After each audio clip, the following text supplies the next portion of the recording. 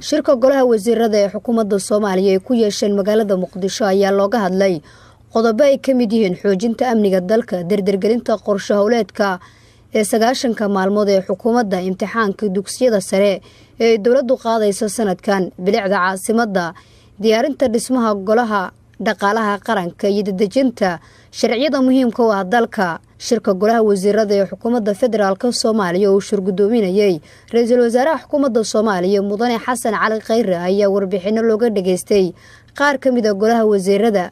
wasiirka amniga ee xukuumadda Soomaaliya ayaa sheegay in hay'adaha amnigu ay gacanta ku dhigeen 2 gaari oo la doonayo in lagu qarxiyo shacabka Soomaaliyeed. ra'iisul wasaaraha xukuumadda federaalka Soomaaliya Mudane Xasan Cali Khayre ayaa hoosta ka xariiqay muhiimadda diyaarinta sharciyada muhiimka u ah dawlad wanaagga, kuwa oo ay ka mid yihiin sharciga isgaarsiinta iyo sharciga la dagaalanka argagixisada, iyo sidii xukuumadda Soomaaliya uga gudan lahayd waajibaadka kaga aadan sharciyadaasi. wasiirka wasaaradda warfaafinta ee xukuumadda federaalka Soomaaliya Injineer Cabdiraxmaan Cumar Cismaan Yariisow oo warbaahinta la hadlay ayaa sharaxaad ka bixiyay shirka golaha wasiirada maanta waxyaabihii looga hadlay. in sida ugu adag loola dagaalayo musuqmaasuqa dhawaana la socotaan muxuu ahaa ra'iisul wasaaruhu inuu dekada shalay booqasho tagay si loo dhuujiyo meelaha la isleeyahay musuqmaasuqa waa ka jiri kara.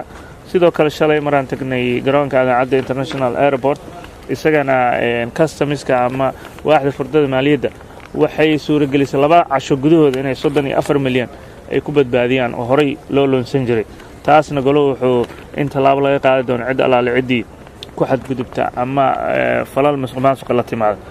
wasiirka waxbarashada ayaa waxa laga dhageystay imtixaanada shahaadada dugsiga sare oo dhawaan muxuu ahaa maalinta Sabtida ka bilaaban doona dalka.